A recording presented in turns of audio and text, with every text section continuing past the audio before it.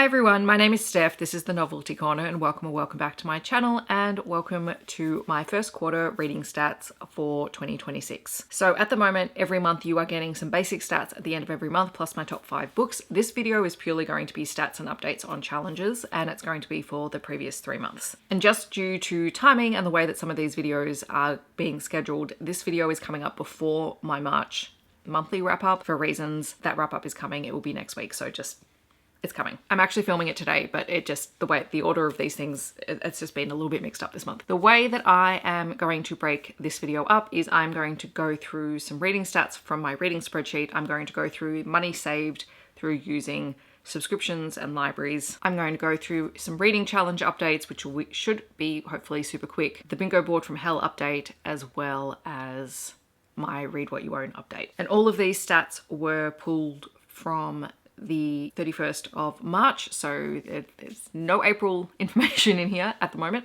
which is great. Starting off with some real basic information and stats. Between January and March, I read 214 books. 45 of those books were rereads for me. 65 of those books were by new to me authors, which is a decent number of new to me authors, to be honest. I read a total of 38,815 pages, the equivalent of 23,410 minutes of audiobooks. But keep in mind, I've talked about this before, I speed everything up. Nothing is less than 2 times speed. So far this year, I have DNF'd 19 titles. My most read genre is romance, which is sitting at 46.8% of my reading. My most read romance subgenre is contemporary romance, because that just tends to be where a lot of romance books sit at 32.4%. And 73.8% of my books have been a 4-star or higher rating, because I am very good at picking what I want to read. You might ask why I don't figure out averages, because I don't care about averages. I just like knowing that my percentage of books that are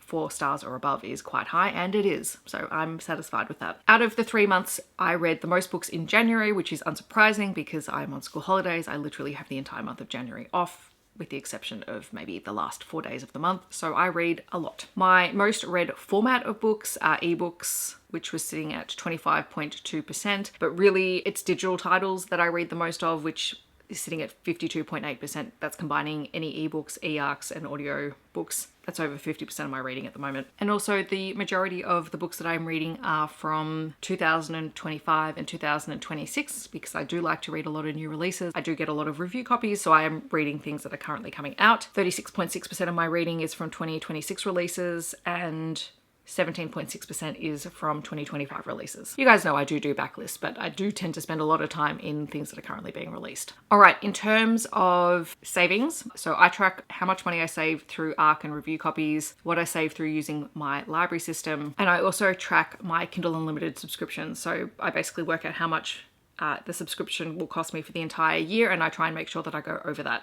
I do try to make sure I go over that every month, but I'm also looking at it collectively across the whole year. So in terms of ARC and review savings, this year I have received $910 worth of review titles, which is a significant amount of books, but I'm also very grateful, and I am keeping up with them, which is the most important thing, because I don't like requesting and then not keeping up with them. In terms of library savings, which is often the audiobooks that I am borrowing out from the library, or books that I'm borrowing from my school library, I have saved $481.92. I basically work this out on what the most common retail price for audiobooks is, and that just gets added together. And in terms of Kindle Unlimited subscriptions, so far for the first 3 months of the year, I have saved $78.07. I need to read another $48 worth of books to basically hit my yearly subscription count, and then I'm in the clear in terms of saving money for the rest of the year. I do find that really interesting. All right, in terms of reading challenges, I am doing the Buzzword reading vlog, and I'm also doing Izzy's 24 and 26 reading challenge. I'm up to date with the Buzzword challenge. I have done a vlog each month this year talking about the books that I've read for the challenge. Oh, I need to think about this month's ones.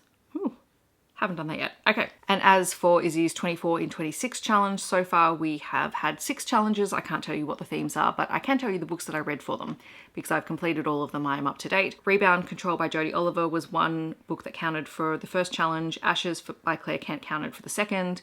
Still Into You by Erin Connor counted for the third. Death to Valentine's Day by Catherine Cowles counted for the 4th challenge.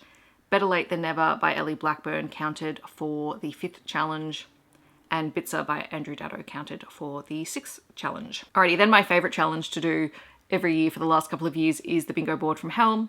This was created by Win from Literary Diversions, and it's basically a set of 9 challenges that I've set for myself across the year, and I get to track how I'm going with them. My first challenge is to read 80% of my 2026 physical TBR. So any physical book that I bring into my collection I need to read 80% of that this year. At the end of March, I was sitting at 82.6% completed. I have brought 75 books into my collection. At that point, it was 75 books. I think there might be a couple more now, but I have been chipping away at them, and I'm going to try and keep this sitting at 80% or above for the entire year, because if it comes in, it needs to be read. And if you are a person who collects books as a hobby, this is not a shaming challenge. This is just my personal preference. If it comes in, I need to read it. That's how I feel about it. Everybody can do their own thing. I have the challenge to complete 12 series. So I have completed 6 so far. The Dragon Ship series, the SLC Sting series, the Atris series by N.R. Walker, Silver Rapids by A. Knightley. I DNF'd Crimson Moth, and I did swap the Jacksonville Rays series for the Bride Hunt series because the Jacksonville Rays series is not being completed this year, and I have read the Bride Hunt series. So that's where I get my 6th one from. If I keep up a steady pace, I will look at adding some more series for the second half of the year. Or maybe I won't. Maybe I'll just continue to read series. For my Read 20 nonfiction square, I have read 7 nonfiction books so far. I have already completed my 8th one. It just wasn't included in these stats because I finished it at the very start of this month. I have not done any library visits or vlogs yet. I was hoping to do one these holidays. It may get pushed back to the next holidays. We'll just see how I go with things this month. I have the goal of reading 100% of my pre-2026 physical TBR. So that's any physical book that I'm carrying with me from last year into this year has to be read this year. I'm sitting at 36.9% read. I believe, oh God, I can't remember how many I started with. It was like 46. I think I started with 46 books. I have 29 left. I'm pretty happy. This is good progress. I have the goal of reading 75 junior fiction, middle fiction, or young adult titles throughout the year. I'm currently sitting at 30 of those books read. The challenge to read 6 anthologies. I have done my first one. That was Southern Skies. I have a video documenting that. I'm hoping to do at least one of the paranormal ones this month. That would be kind of fun. There is the challenge to reread 10 favorites from the last 10 years. This was on here because I was planning on doing a whole lot of content around being 10 years on BookTube, and honestly, I've kind of lost my traction with doing stuff for 10 years on BookTube. So I don't know. I may not. I am making small progress on this, but I think I've changed how I want to do it. So technically, I have completed at least one of these books because I reread the Murderbot Diaries. All systems read, the first book. I've since turned it into a vlog, and I'm currently working my way through it, which is going to come out on the day that Platform Decay comes out because I have that as an arc. Part of me is kind of turning this into a bit of a series reread, but from the last 10 years. So I'm rereading 10 favorite series. You may get vlogs for them. I don't know. But technically I have completed 1 book from this list, even though I've read 4 books, but it's all part of the same series. Give me another month to work my way through this. And I haven't done any of the Psi Trinity wrap-ups. I'll get there. I'll get there eventually. And then the final challenge that I have is the Read What You Own challenge, which is keeping track of the books that you own and making progress on reading them down. So at the start of the year, I started with 46 physical books on my TBR. I started with 272 ebooks on my TBR and 58 unread audiobooks on my TBR. So in March, after adding 75 books, physical books, to my TBR. So I started with 46, I have added 75, I have 42 books. So I've still made progress. I don't know why, but this makes me really happy that is still less than what I've brought in. Brought my ebooks down to 251. I can't remember how many books I've brought in since the starting number. So just, it's sitting at, I've read more than 21 ebooks, but I brought a lot in. So I need a better way of tracking that. I just can't be bothered. And my audiobook TBR has come down to 45.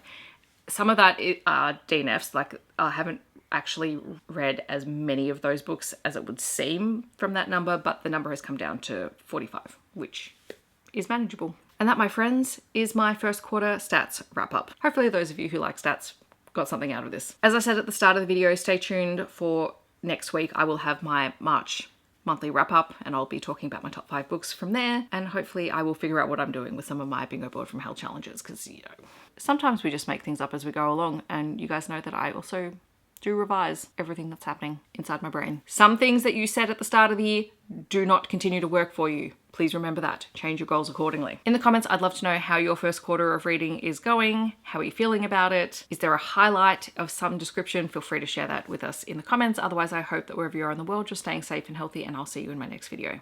Thanks so much for watching. Bye, everyone.